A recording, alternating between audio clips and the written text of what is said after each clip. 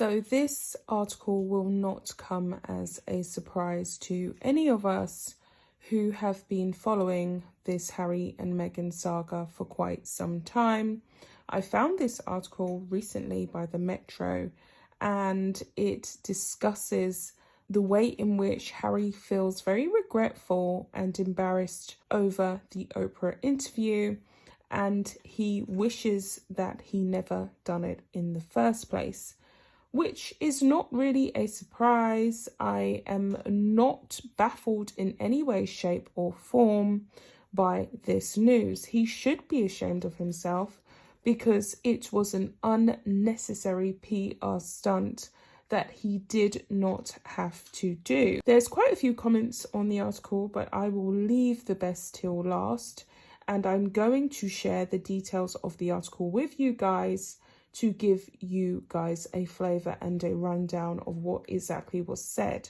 All I can really say is before he got into it, he should be very ashamed of himself because he's put his grandmother through a lot of undue stress and directly in harm's way. And we all know what happened to Prince Philip, who subsequently passed.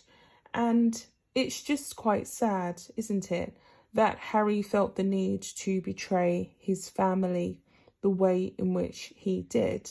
So the article is titled "Harry Feeling Regretful and Embarrassed Over Oprah Interview.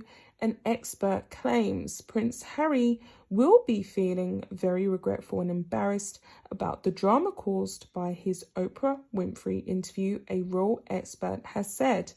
Duncan Larcombe, who worked as a royal editor for a decade and penned a book on Harry, said the prince was likely to have been acting on impulse when he agreed to the sit-down chat show on US TV. The insider also said he'd heard Harry, 36, had been feeling numb after being reunited with his family again. Of course, he would have been feeling numb because we know quite a few of the senior members of the royal family actually shunned Harry and refused to talk to him. So I'm going to continue on here. At his grandfather's funeral, and he's now nostalgic for his old life. Speaking to Closer magazine, Mr. Larcombe said Harry was clearly hurt and angry about Meghan's experience with the royals and used the interview to get it out. So he basically had malicious intent to get back at the senior royals and to bite back at them with the interview. That's essentially what they are saying, which I believe to 110% to be true. Meghan Markle spent a large part of the interview really fixating on Kate, which only highlighted even more her resentment and jealousy of Kate Middleton and the position she finds herself in. That's Kate's position, which is a very fortunate position to be in. She's future queen and consort. She's with the future king of England. She has 3 beautiful children, and she's extremely happy. She has the love of the British public. She has a loving family outside of that. So she's got a fully whole-rounded life, which Meghan Markle simply doesn't have. She doesn't have a great relationship with her family. She has ensured that she's driven a wedge between herself and her father and her half-siblings, and she now seems to have banished her mother from her life also. So it's quite tragic, but you can see where her envy and jealousy comes from. I even watched a clip online of her talking about the saga of Kate Middleton going through the whole weighty Katie jibing by the media when she was waiting for a proposal from William. Or maybe she wasn't waiting for a proposal from William, who knows. But she said, well, you can't really compare that to what I've been through, because it's 2 completely different experiences, even though she said she has no recollection or even understanding of what it would have been like to be Kate at that point in time. Well, we all know, any idiot can see that it would have been extremely difficult to go through what she went through, what Kate went through. And Meghan Markle also went through a difficult time. But to try and pull out the measuring stick and measure one bad experience with another bad experience and then try and compare them is a very difficult thing to do.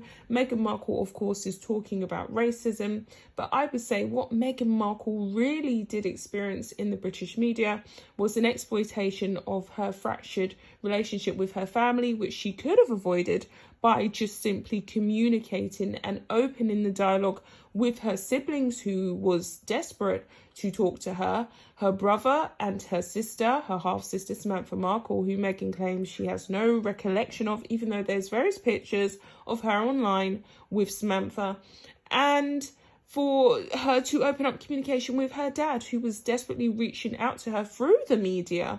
And of course, the media had a field day with that to get her to communicate. So she brought it on herself largely. Yes, it was difficult, but it was also extremely a self-created situation. Beyond that, I'm going to get back to the article and finish up what Mr. Larcombe said.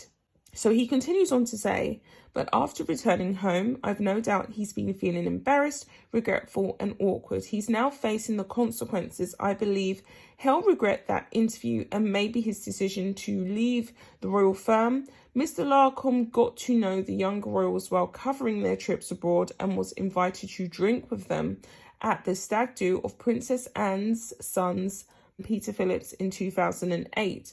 But Harry was livid and accused him of breaking in on the sly. Mr. Larcombe said before William explained the situation to his brother and calmed him down. The writer said he thought a similar thing had happened with the Oprah interview, and a hot-headed Harry had acted on his own emotions. Harry and wife Meghan Markle made a series of allegations during the interview about their treatment within the royal family, including questions that were asked about their son Archie's skin tone. The Duke of Sussex was back in the UK for the first time since moving to the US for Prince Philip's funeral earlier this month and was given a somewhat frosty reception by other royals. Meetings were apparently held between Harry, William and their father Prince Charles, but little progress was made on repairing relations according to sources.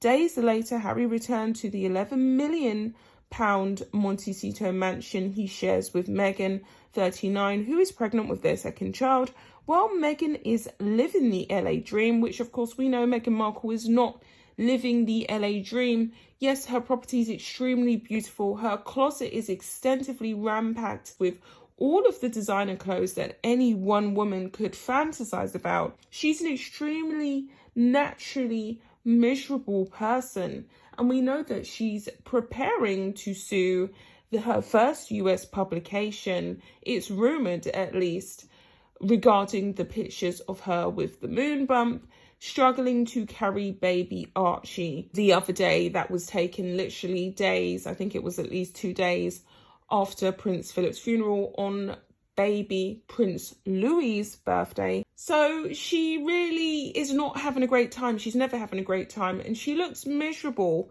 Even when she is papped, she looks stressed, she looks miserable, and there's always a lawsuit that shortly follows. And if there is no lawsuit, if she does not bring a lawsuit against that US firm, then we will know that it is very much selective memory and selective behavior. When she was over in the UK, she was constantly moaning about the media. She had this big privacy case, which is still up for speculation because it's now being appealed by the Mail Online. She was suing everyone left, right and centre. If she doesn't sue Page Six for these PR photos that were taken, these pap photos, then we will know that, of course, it's okay for her to be papped in America because she wants to be that celebrity. She wants to be more visible. She just went out that day and purposefully got herself papped so that she could get some kind of attention. So to conclude this video, he has said here he's in for a very difficult ride. There could be tough times ahead. He predicted William and Harry are set to be reunited again this summer to unveil a new statue for Princess Diana that would have been for her 60th birthday, and that will be at Kensington Palace. So we're all going to be really watching their body language at this time and what exactly goes on. And there you have it. Harry is feeling very regretful and embarrassed. I really hope for his own good that he doesn't do any more ridiculous interviews, but we know that there's another show coming out that is going to analyze all of the allegations that they made, and they're going to speculate as to whether the allegations that they made during the Oprah Winfrey interview had any depth or truth to them. So I'm really excited to find out the truth of that. With all that being said, I will be back with another video. Bye guys.